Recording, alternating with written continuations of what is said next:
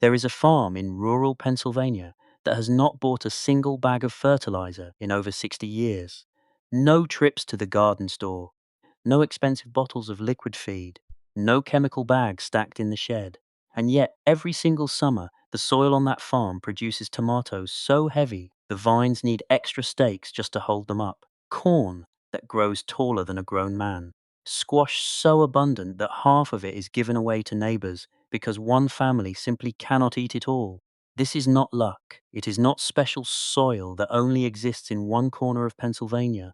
It is a method, a quiet, patient, almost forgotten method that the Amish have used for generations. And today, we are going to walk through exactly how it works, step by step, so you can use it in your own garden and never buy a bag of fertilizer again. Section 1. Why modern fertilizer is a trap.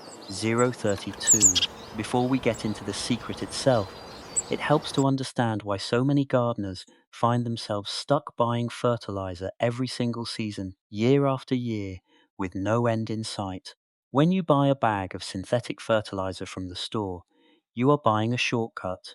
It gives your plants a fast burst of nutrients, usually nitrogen, phosphorus, and potassium, but it does nothing to actually improve your soil.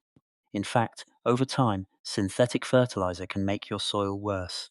It disrupts the natural microorganisms living in the earth. It can make soil more acidic.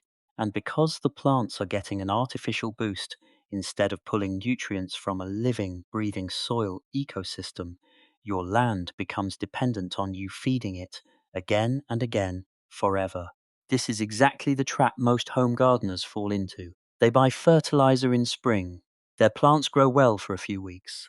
Then growth slows, so they buy more. The soil never actually gets healthier. It just gets temporary boost over and over at your expense. The Amish figured out a long time ago that there is a better way. Instead of feeding the plant directly, you feed the soil. And when the soil is alive and healthy, the soil feeds the plant for free every single year without you doing anything except a little bit of patient, ongoing work. Section 2. The core of the Mephathon, the three-layer system, 2 to 430. The heart of the Amish approach comes down to what many old order farmers simply call building the ground. It is not one single trick. It is a system made up of 3 layers working together. And this is where most modern gardeners go wrong. They only do one of these 3 things, when the real power comes from combining all 3.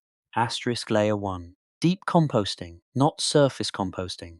Most people think of composting as a bin in the corner of the yard, where kitchen scraps slowly break down. The Amish method goes further.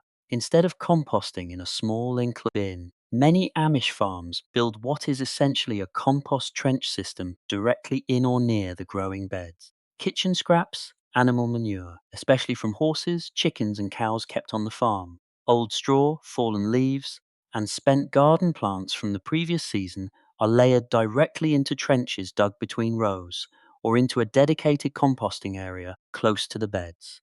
The key detail here is patience. This compost is not rushed. It is allowed to break down slowly over many months, sometimes an entire year, so that by the time it goes onto the soil, it is fully matured and teeming with the microorganisms that plants need. Rushed compost can actually harm young plants.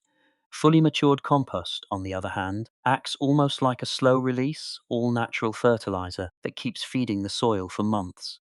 Asterisk layer 2, animal manure, properly aged. This is probably the single biggest difference between Amish gardens and typical backyard gardens. Access to animal manure and, just as importantly, the discipline to age it properly before using it. Fresh manure straight from the animal is actually too strong for most plants. It can burn roots and introduce pathogens. What Amish farmers do instead is stockpile manure, often horse and chicken manure specifically, and let it age for 6 months to a year before it ever touches the growing beds. Once aged, this manure becomes an incredibly rich, balanced source of nitrogen, phosphorus, and essentially a free, homemade version of the exact same nutrients found in a store-bought fertilizer bag, except it also brings a whole ecosystem of beneficial microbes with it. If you do not have access to farm animals, this part of the method can still work for you. Many gardeners today build relationships with local stables, small farms, or even a neighbor who keeps chickens, and simply ask if they can haul away the aged manure that would otherwise go to waste. It costs nothing but a little effort and a truck bed. Asterisk layer 3. Cover cropping in the off-season. The third layer is the one most home gardeners skip entirely, and it might be the most important one of all. When a bed is finished producing for the season, the Amish do not leave it bare over the fall and winter. Bare soil erodes, loses nutrients to rain and wind, and becomes lifeless by spring. Instead, cover crops, things like clover, winter rye, or buckwheat, are planted as soon as the main crop is finished. These plants do something remarkable. Clover, for example, actually pulls nitrogen from the air and fixes it into the soil through its root system. When spring arrives, instead of pulling these cover crops out and throwing them away, they are cut down and turned directly into the soil, where they decompose and release all of that captured nitrogen right where the next crop needs it. This is, in a very real sense, growing your own fertilizer right in the same bed for free every single winter. Section 3. Why this works better than store-bought fertilizer 436. Here is what makes this three-layer system so powerful compared to anything you can buy in a store. Store-bought fertilizer feeds the plant for a few weeks, and then it is gone, washed away, or used up, and you are back to square one. The Amish method feeds the soil itself. Over time, usually within 2 to 3 growing seasons of consistent effort, the soil becomes so rich and alive that it holds moisture better, resists pests and disease more naturally, and produces stronger, more resilient plants without any outside input at all.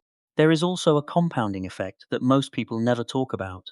Each year you compost, age manure, and cover crop, your soil gets a little bit better than the year before. Store-bought fertilizer never compounds. You are always starting from the same place. But healthy, living soil built the Amish way keeps improving year after year, which is exactly why farms that have used this method for decades produce some of the most impressive harvests you will ever see, without spending a single dollar at the garden store. There is one more piece worth mentioning: cost and independence. A single growing season of synthetic fertilizer for an average vegetable garden can easily run over $100, and that number goes up every single year with inflation. The Amish method costs almost nothing beyond your own time and effort, and in a world where grocery prices and gardening costs keep climbing, that kind of self-sufficiency is worth more than ever. Section 4. How to start this in your own garden this season. 6-7 till 30. If this sounds overwhelming, do not worry. You do not need a full farm to start using this method. Here is how to begin, even in a small backyard garden. Start with layer 1. Pick one corner of your yard, or even a large compost bin, and begin layering kitchen scraps, fallen leaves, grass clippings, and any plant matter from your garden. Turn it occasionally and give it time. Real compost takes months, not weeks, so patience here pays off later. For layer 2, if you do not have your own animals, reach out locally. Stables almost always have more manure than they know what to do with, and many will let you take it for free.